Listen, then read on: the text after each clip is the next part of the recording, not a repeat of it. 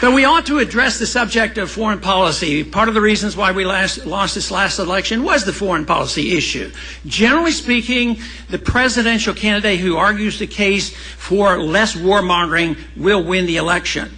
And, of course, Obama took the advantage of it. You know, he says, I'm going to end the war in Iraq, and I'm going to bring those troops home and solve all the problems. And he won the election. So this generally is the case. But the truth is, foreign policy hasn't changed. We should be looking more to what George Bush said in the year 2000. He was strongly critical of the Clinton years, of nation building and being the policeman of the world, what we were doing in Bosnia and Somalia. And he won the election. He said some very, very good things. But after that, he again joined the internationalists, joined this idea that the American taxpayers, you, have an obligation to take care of everybody and police the world and put our military out there and be exposed to all this danger. It doesn't make any sense. This is literally what bankrupts the country, is the international expenditures. It costs us $1 trillion a year to take care of our foreign policy, and that cannot last. And it is coming to an end.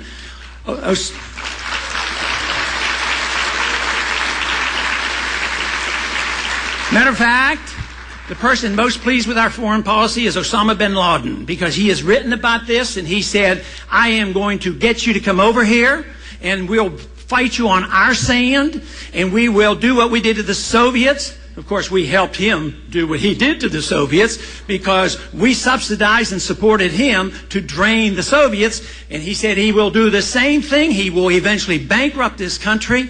And lo and behold, we are weaker for it.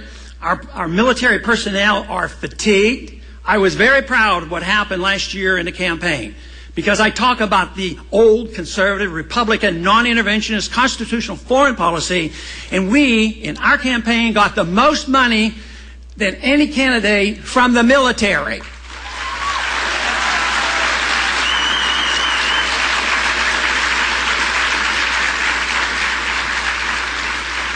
But historically, great nations end when they overextend themselves overseas, whether it's back to the Roman days or the Soviets or whatever.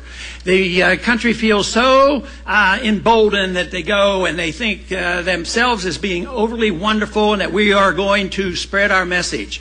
It actually started in World War I. The truth is, there was no need for us to be involved in World War I. But who wasn't? But there it was. It was Woodrow Wilson said we have to do it because we have to make the world safe for democracy, which led to this millions, hundreds of millions of people killed in the 20th century. So we're back at the same thing. We have to go and spread our goodness in the Middle East. So yeah, we wanted to get rid of a bad guy in Iraq. We did. But it took another 1 million Iraqis got killed. Believe me, they weren't all terrorists. Some people didn't particularly like that.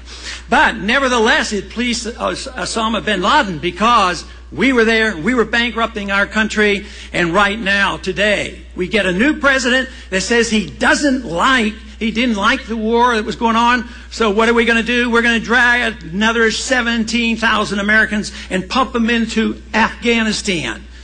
Don't we know anything about history? It is bankrupting our country. It will end, whether the people agree with me or not, it will end because we can't afford it. That's the way it's always ended throughout history. That's what the financial crisis is telling us.